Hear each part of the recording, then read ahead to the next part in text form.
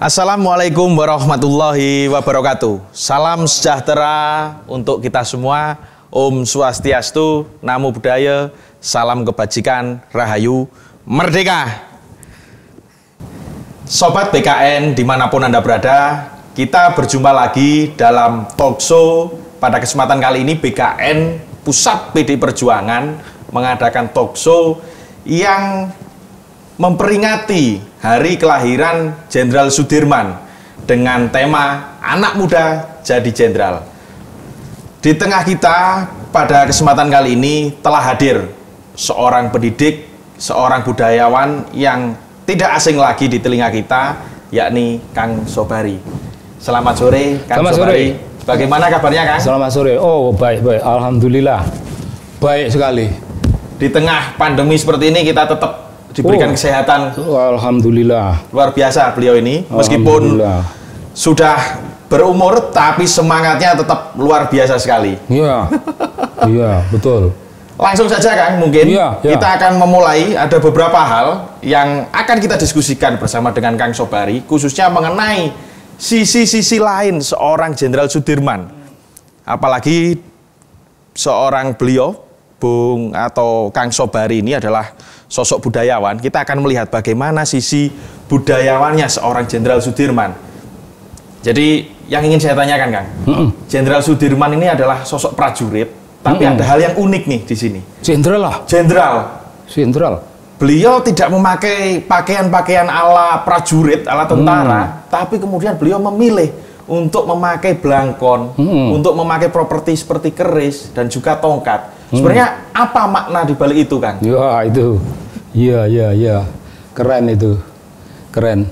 Itu hanya simbol saja. Simbol itu, Kang? Hanya simbol. Itu simbol perlawanan. Bahwa keris itu Jawa. Iya. Bahwa belangkon itu Jawa. Dan menunjukkan orang Jawa melawan kekuatan kolonial yang melakukan tindakan-tindakan sangat tidak terpuji, menjajah dan menguasai kehidupan bangsa kita. Dengan simbol kejawaan, beliau melawan. Tapi perlawanan beliau bukan perlawanan spesifik Jawa. Itu perlawanan Indonesia. Perlawanan Indonesia. Dari Jawa ke Indonesia.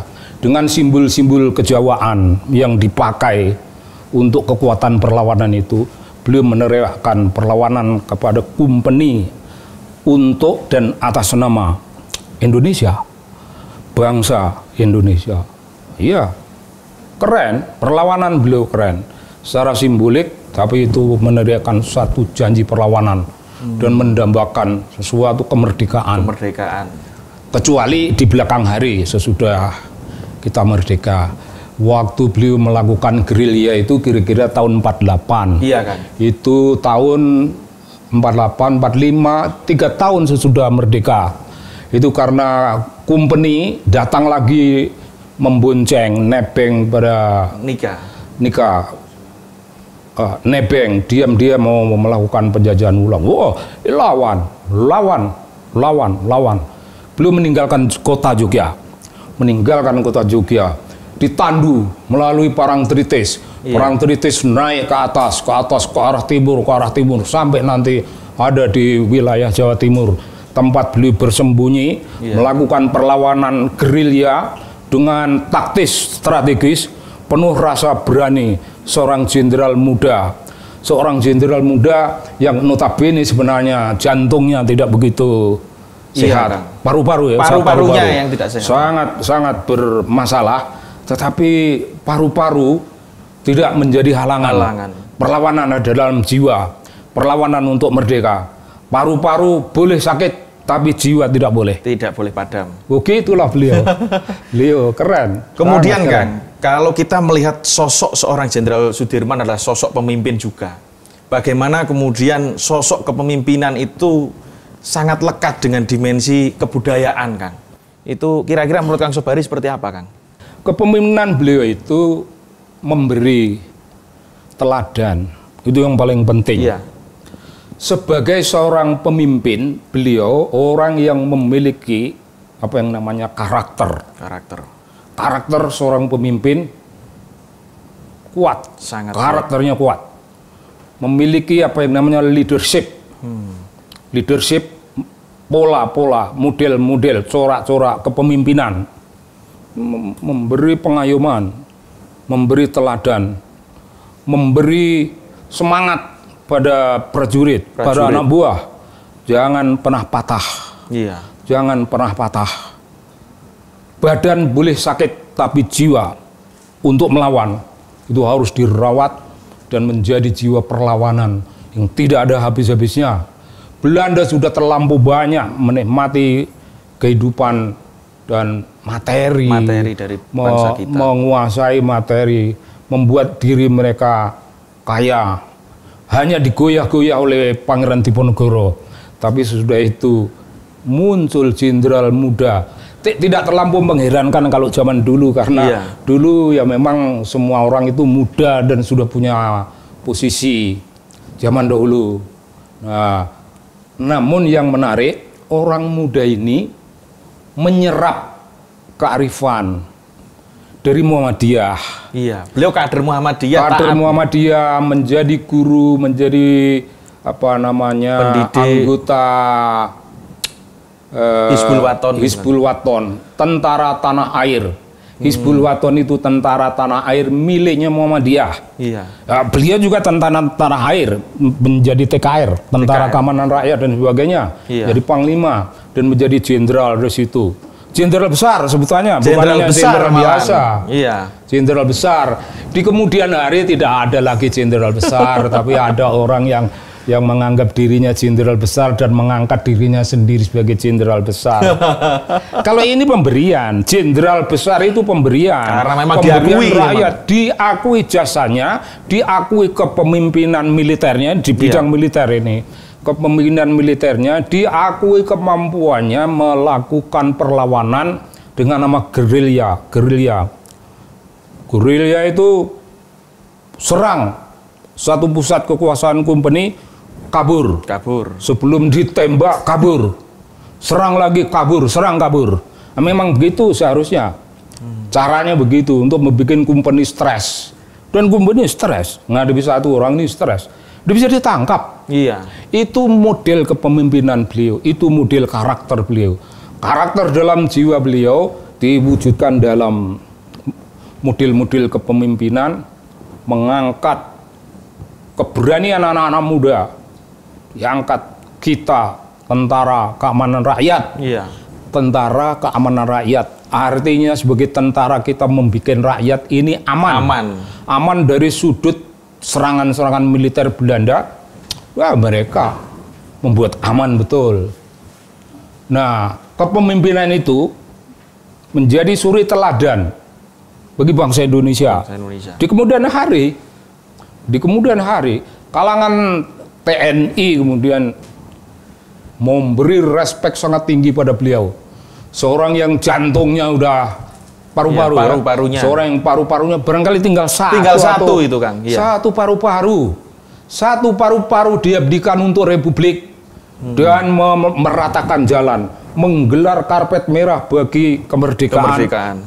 Baik sebelumnya, tapi sesudah merdeka, sesudah melawan kompeni itu, tetap mempertahankan itu yang namanya kemerdekaan bangsa. Tidak boleh kita digoyah-goyah lagi, kompeni mau datang lagi, mau nipu-nipu lagi, pertaruhan.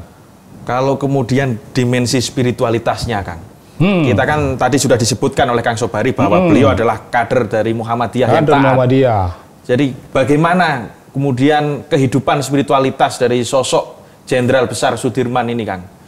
Spiritualitas yang Anda maksud ini saya terjemahkan ke dalam sikap khusus membina anak buah, memperkuat barisan tentara yang kemudian menjadi TNI, diperkuat mereka semangat perlawanan.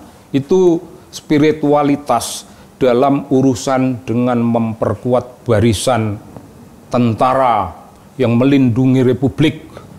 Spiritualitas di situ intinya cinta beliau kepada kehidupan, cinta beliau kepada anak buah, cinta beliau kepada kemerdekaan, cinta beliau kepada republik. Lah itu spiritualitas dalam urusan-urusan semacam itu kemudian kita mengenal itu. Iya. Beliau itu menunjukkan suatu sikap yang namanya cinta tanah air dan saudara-saudara kita, tapi itu juga sudah lama dirumuskan oleh Hadratus Syekh Mbah Hasyim Asy'ari. Hasyim Asy'ari rahimahullah. Hubul waton minal iman. Wah, sama ini dari dunia ketentaraan dan dari dunia kiai. Kiai memancarkan suatu spiritualitas cinta tanah air.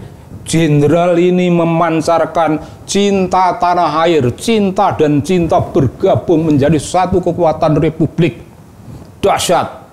Hubul waton minal iman.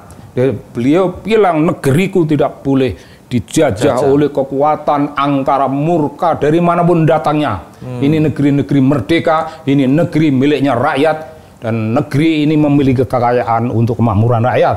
Iya. Nah, itu bentuk spiritualitas. Bertemu. Bayangkan, tidak dikarang itu, tidak dikarang. Hadratus Syekh menyatakan hubul waton minal iman itu artinya iman diperkaya, iman diperdalam, iman dipersubur oleh rasa cinta kepada tanah air. Jadi sampai pada saat ini menjadi sangat relevan.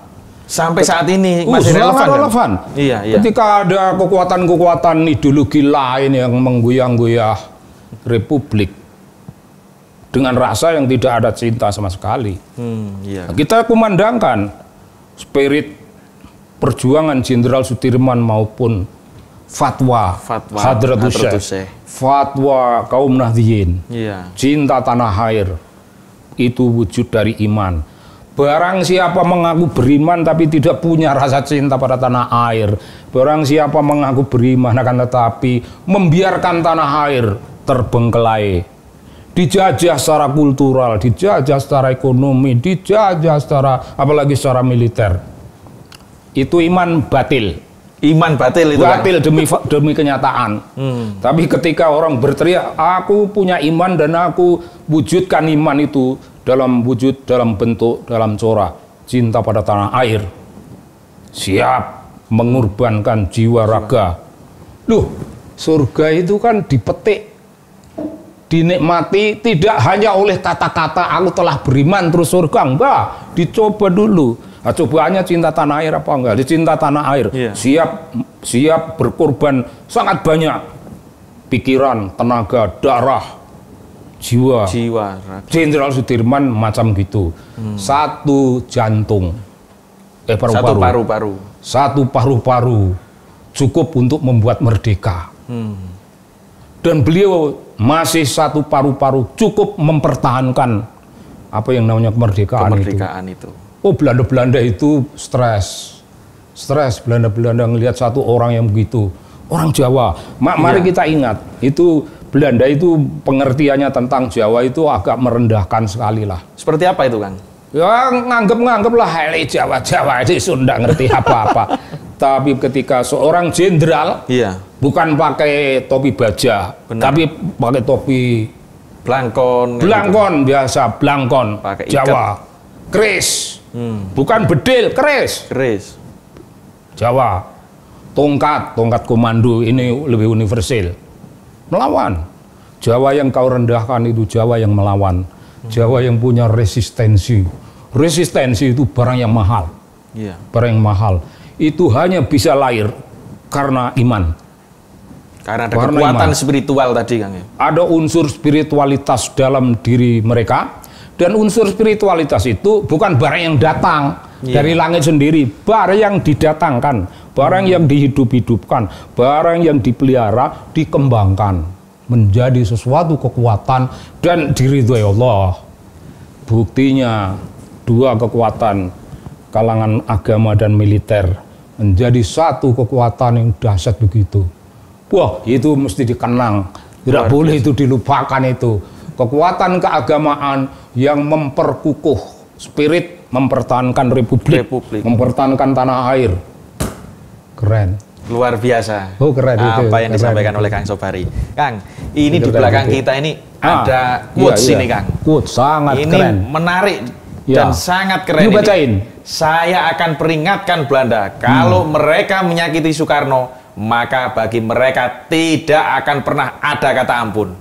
Ini bagaimana menurut pandangan Kang Sobari? Kan banyak kemudian yang mengatakan bahwa seorang Jenderal Sudirman dengan Bung Karno ini hubungannya naik turun, Kang. Naik turun. Nah, tapi kemudian dipertegas dengan kata-kata seperti ini, itu menurut Kang Sobari sebenarnya seperti apa hubungan beliau berdua ini? Naik turun itu dalam urusan politik. Politik sivil, civilian politics, tidak begitu sama dengan military politics. Karena beda dalam cara pandang. Civilian barangkali lebih menekankan pada unsur-unsur, ya pokoknya jangan geger-gegeran ya. Kita damai, ada diplomasi, ada segala rupa. Tapi tentara tidak. Bukan momen untuk perjanjian, bukan momen untuk omong-omongan sambil ngomong kopi. Ini momen pertempuran, mereka meledakkan bom, kita ledakkan. Benar. Pistol kita. Mereka senjata mesin. Kita nembaknya der satu. Der satu. Tapi der itu mati satu Belanda. Der mati satu. Waktu dia bilang nggak kena siapa-siapa. Ayo berkah perjuangan yang diperkuat oleh spiritualitas yang mendalam. Benar. Beliau melindungi Bung Karno dalam perkara ini. Ingat itu, Hairil Anwar berteriak, kita jaga Bung Karno, kita jaga Bung Hatta, kita jaga Bung Syahrir. Di sini kekuatan seni, kekuatan penyair, kekuatan dunia rohani kaum Nahdliyin, kekuatan militer menjadi satu kekuatan Indonesia yang sangat utuh.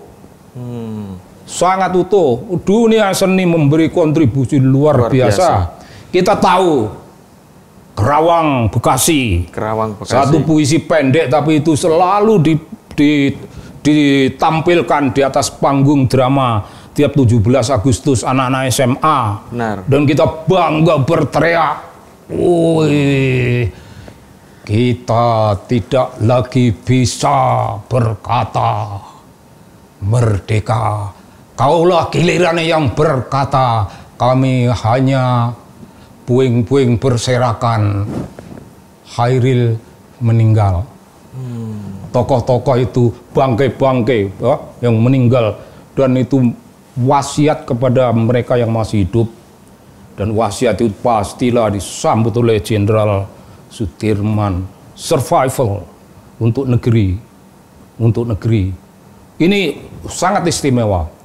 Teriakan beliau kepada Bung Karno adalah tanda cinta kepada pemimpin. Tanda cinta. Tidak ada itu mentang-mentang militer lalu ngeritik-ngeritik pemimpinnya. Enggak, layak pemimpinnya tetap diberi hormat yang tinggi. Beda politik itu soal politik, tapi prinsip dasar negeri ini harus merdeka, negeri ini harus merawat diri sendiri, membentengi dari kekuatan-kekuatan manapun. Dan Hadrat Useh pula yang di Surabaya. Jenderal Malabi tewas, meninggal. Jangan gugur, meninggal. Tewas itu masih bagus.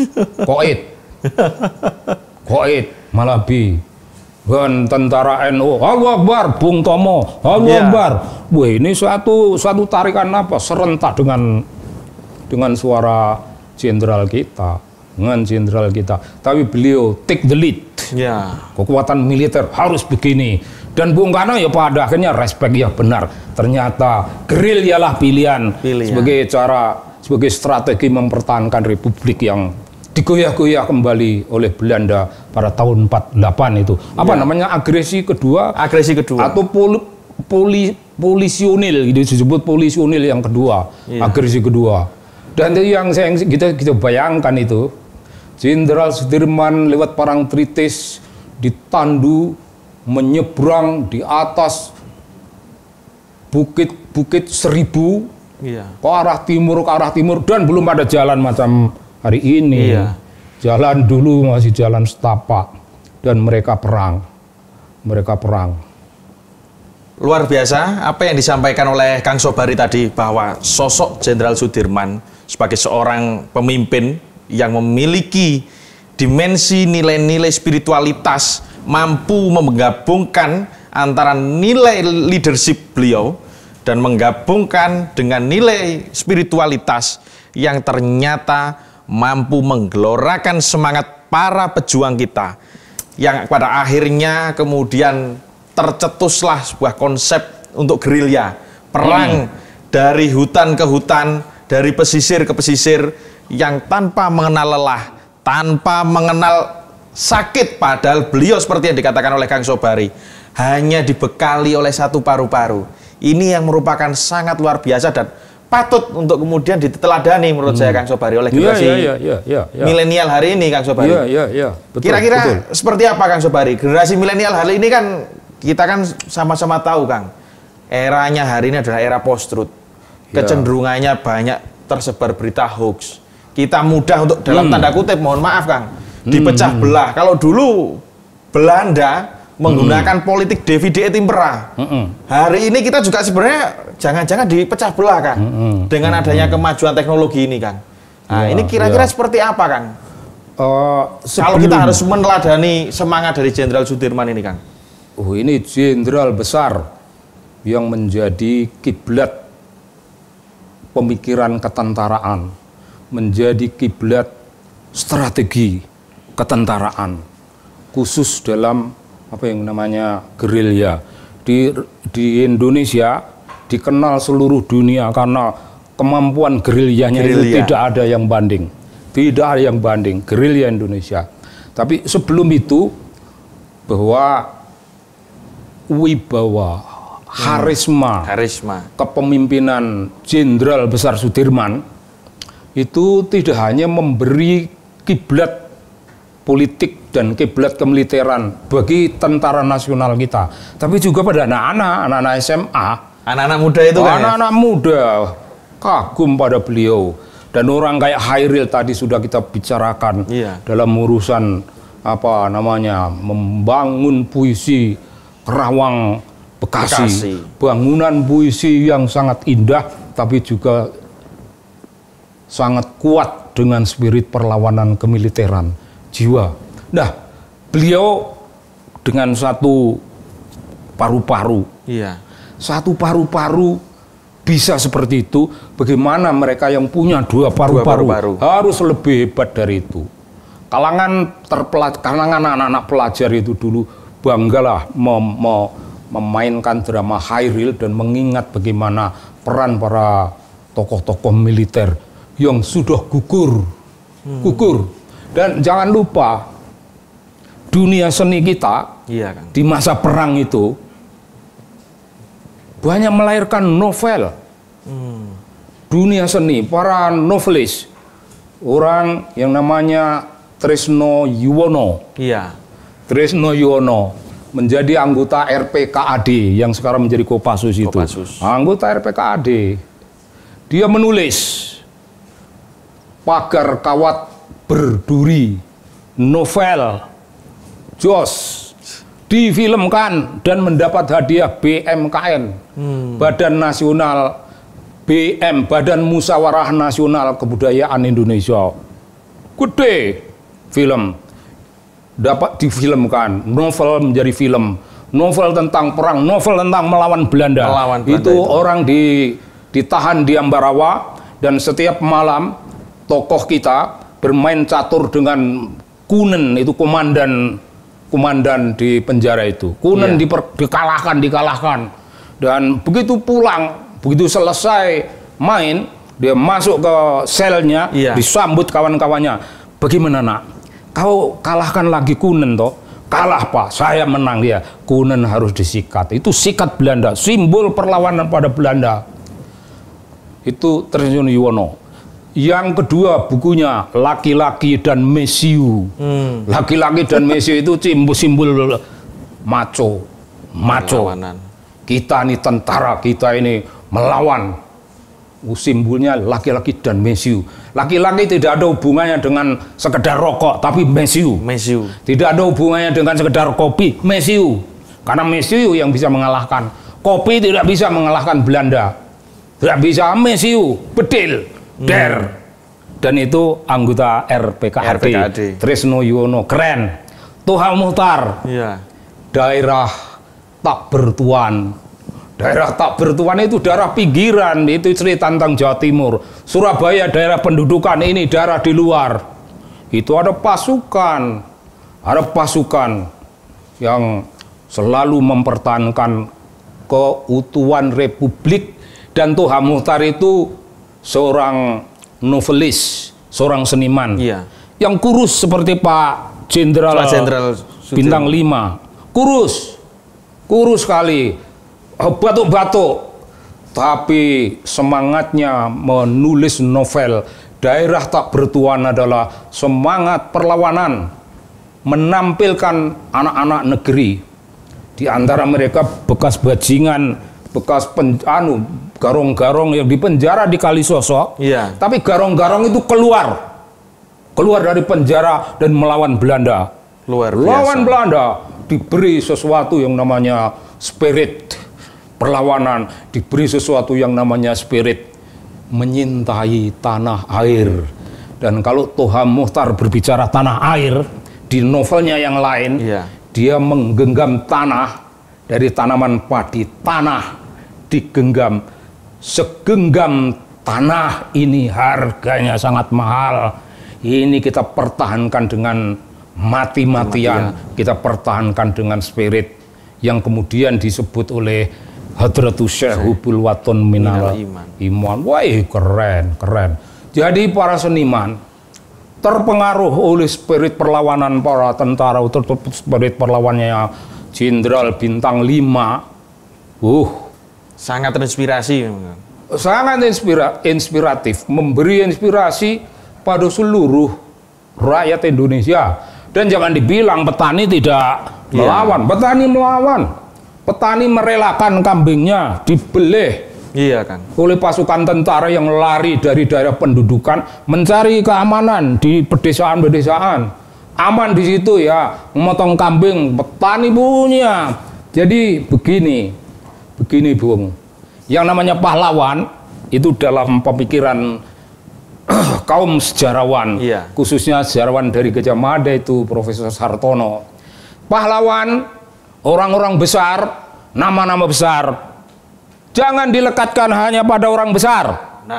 Jangan dilekatkan hanya pada jenderal, jangan dilekatkan hanya pada raja. Lekatkan juga para petani, lekatkan pada orang kecil. Wong cilik itu real political actors. Kalau sejarawan bilang they are also real historical actors. Yang historis itu petani-petani itu historis. Petani menyediakan beras, menyediakan wedhus, menyediakan untuk para pejuang, untuk merdeka. Mereka ikut lari. Kalau diserang, tapi mereka lari dan melempar granat. Nah, Toha Muhtar lah orangnya di Republik ini yang berbicara tentang rakyat biasa seperti itu. Tentara yang tidak terlatih, banyak anggota-anggota tentara yang tidak terlatih. Di antaranya ada yang terlatih dalam doa, tapi terlatih dalam nembak itu hanya satu, namanya Kailani. Keren itu, keren. Bacalah itu, Daerah Tak Bertuan, mendapat hadiah sastra BMKN, Badan Musyawarah Nasional Kebudayaan. Badan Musyawarah Kebudayaan Nasional. Ada dulu. Negeri kita melarat itu hari. Zaman-zaman itu melarat.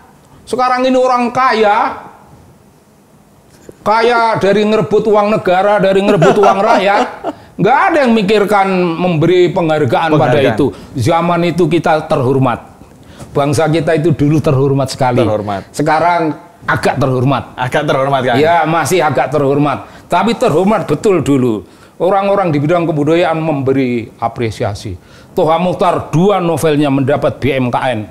Hadiah sastra BMKN. 1, Daerah Tak Bertuan. 2, Pulang. Pulang itu background yang lain lagi. Tapi itu juga sangat historical. Sangat memorable. Di dunia sastra.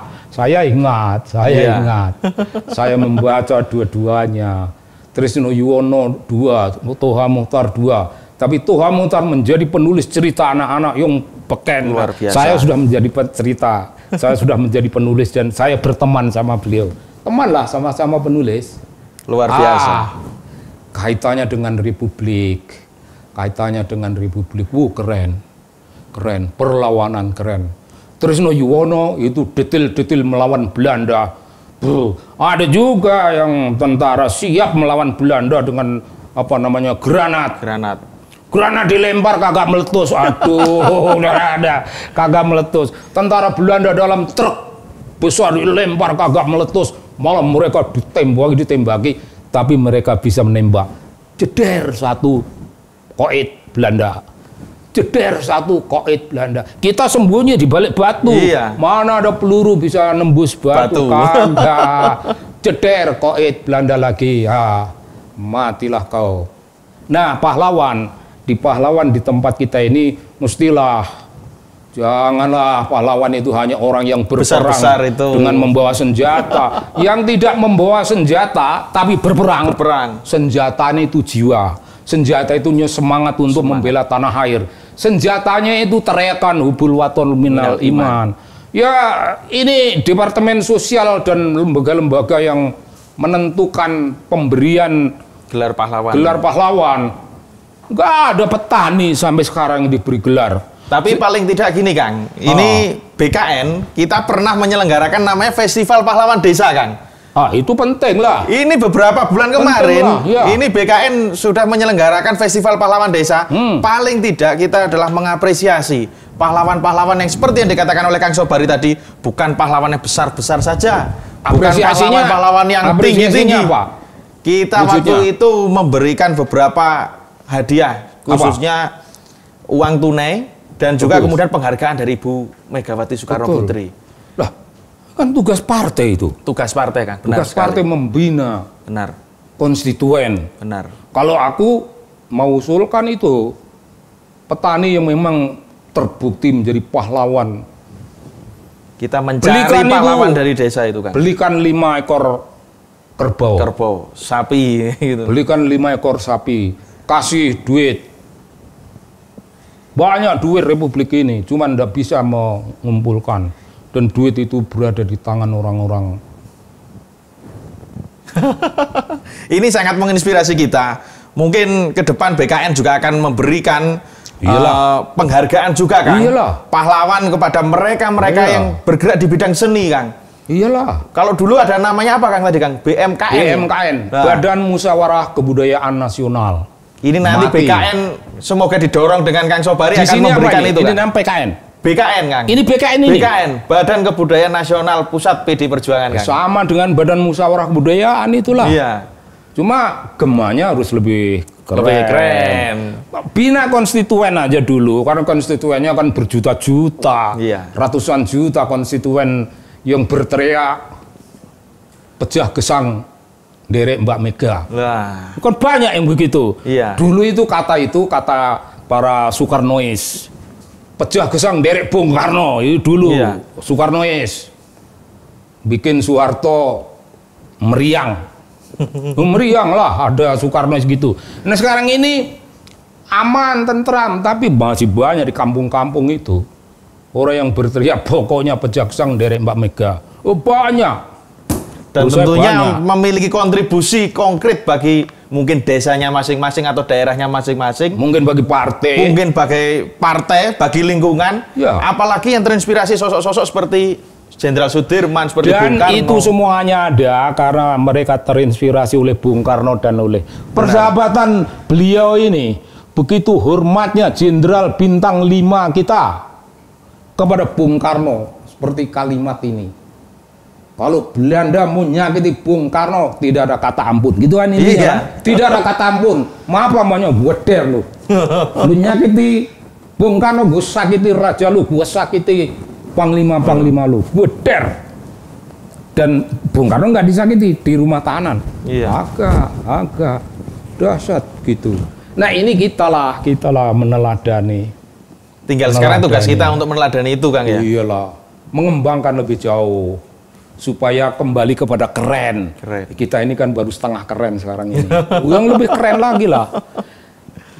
Keseluruhan ya. Tapi kalau presiden kita emang jos. Kang, kalau gitu. Kembali ke pesan untuk generasi muda, Kang, biar tidak mudah terombang-ambingkan. Oh, tadi you punya pertanyaan tentang milenial. Iya, Kang, milenial itu, Kang. Kalau milenial itu mesti diberitahu. Mereka kan begini, sebagian dari kekeliruan dalam sistem pendidikan kita, barangkali keliru dalam rumusan kurikulum atau apa. Iya, Kang. Tidak ada lagi murid yang membaca sastra. Tidak ada lagi apa namanya sesuatu yang namanya civic education. Civic education, pelajaran civic dulu ada dulu. Zaman aku sekolah ada lah. Pendidikan karakter kayak gitu, Kang. Di situ otomatis langsung ada pendidikan karakter. Tapi jangan lupa yang diteriakkan oleh Bung Karno, nation building and character building. Itu sesuatu yang bukan untuk zaman itu, juga untuk zaman sekarang. Ini bukan miliknya orang-orang yang sudah tidak ada, atau bukan miliknya orang-orang yang sekarang umurnya 70, 80. Tapi miliknya milenial, bukan generasi Z yang lebih muda lagi. Milenial tahu itu, belajar sejarah. Kalau milenial hidup dengan bayangannya sendiri, dan kalau milenial ini ada hal yang agak bagi saya ya, agak sedikit mengenaskan. Apa itu, Kang? Milenial itu tidak tahu pemimpin seperti apa yang mau dipilih. Itu hanya orang yang populer.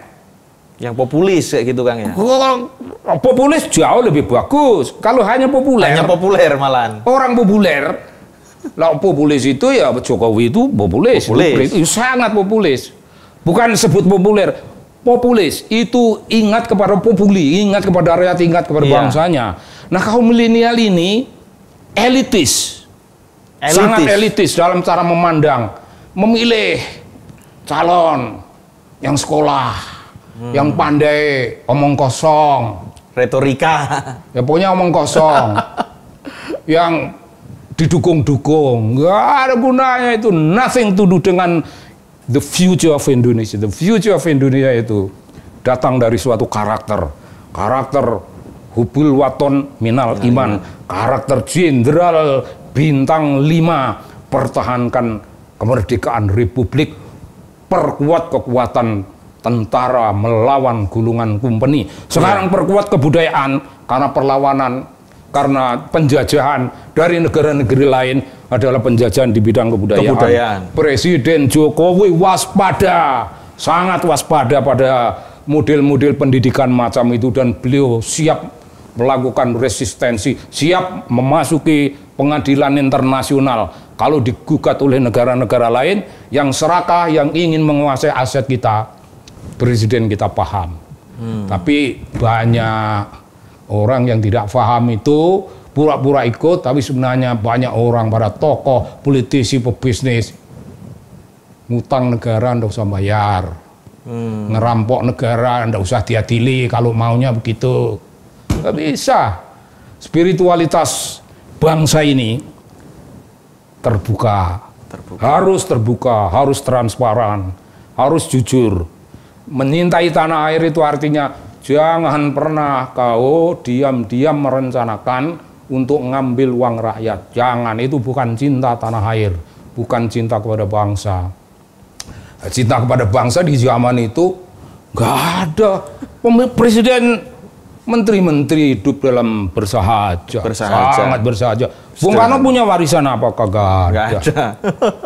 Warisannya nation building, character building. Warisannya new emerging forces. Warisannya lawan the old emerging forces. Itu Amerika kita setrika, Inggris kita linggis.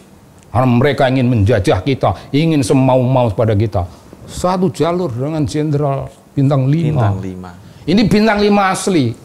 Yang lainnya yang datang kemudian itu bintang 5 palsu.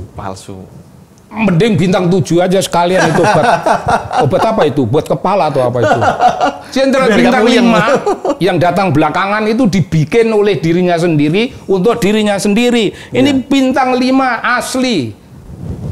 Apa namanya? dari jiwa rakyat, pemberian dari jiwa rakyat, dan diakui. Penghormatan, rasa hormat. Jantung, paru-paru satu, tinggal satu, paru-paru satu. Tapi Republik tidak boleh goyah. Ya, kita memujalah. Beliau ini tokoh sejarah, pasti. Tapi beliau juga tokoh mitologis. Oh iya, ini tokoh mitologis. Gimana itu, Kang? Kalau orang hanya tokoh sejarah biasa itu datar itu. Sama banyak orang itu yang bikin buku-buku itu. Iya. Selesai menjabat terus menulis buku memori terus ini udah selesai. Itu datar itu, enggak. Tidak ada. Orang ini tidak ada yang dihormati sebagai tokoh mitologis. Ya, beliau dimitoskan. Iya.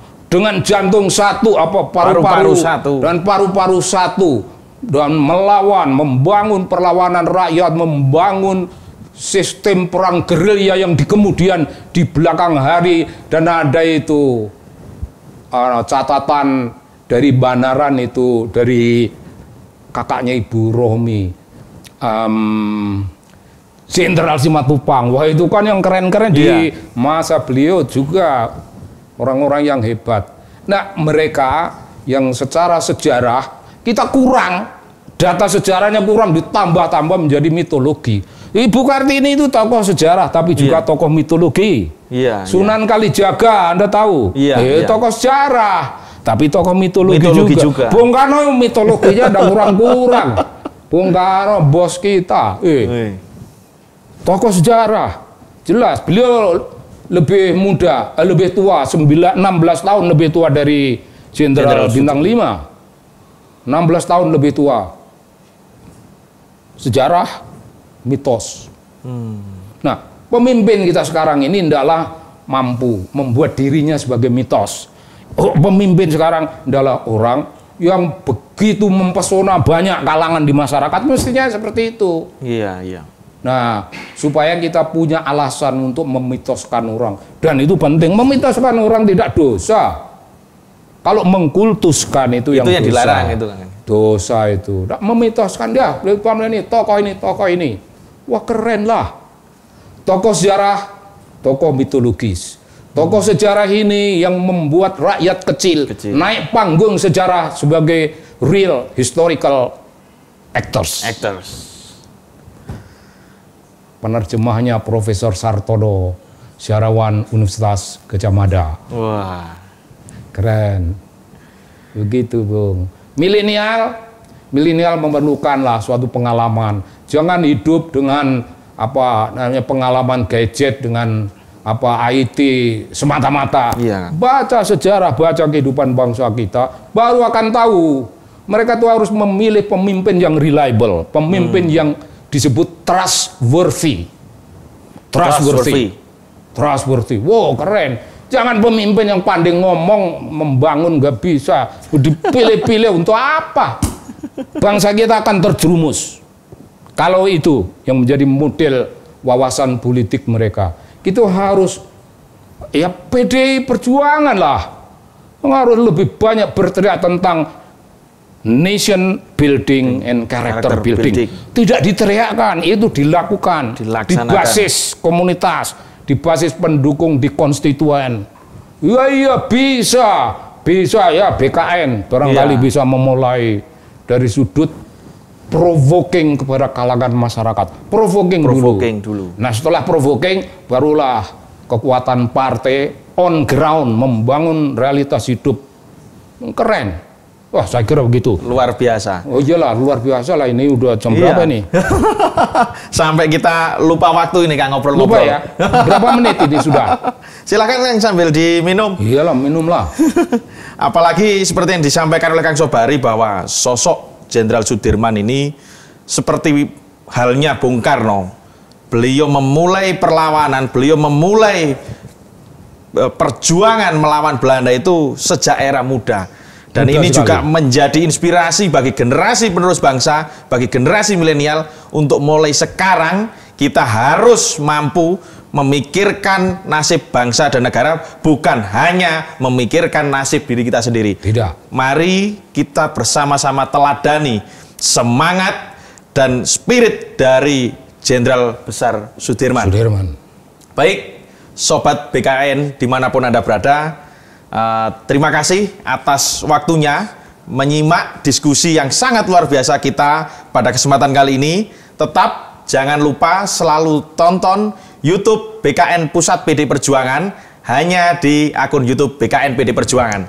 Jangan lupa like, komen, dan subscribe. Saya akhiri. Wassalamualaikum warahmatullahi wabarakatuh. Merdeka!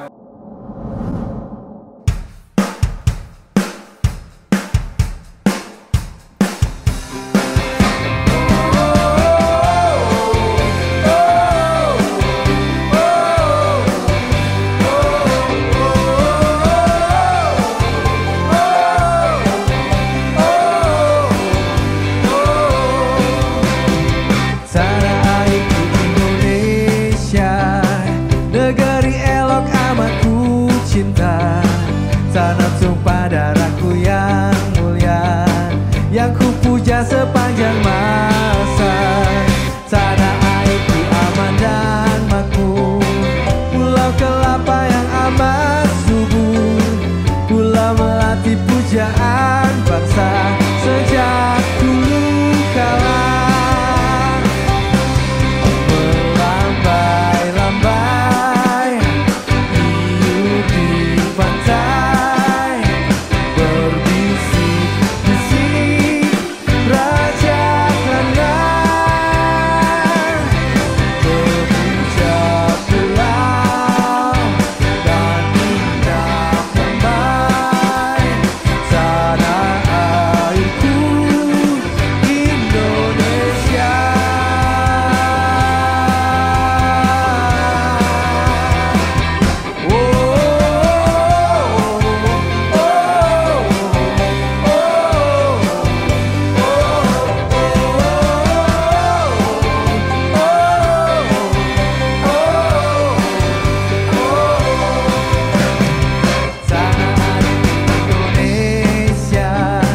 Negeri elok amat ku cinta, tanah tumpah darahku yang mulia, yang ku puja sepanjang masa.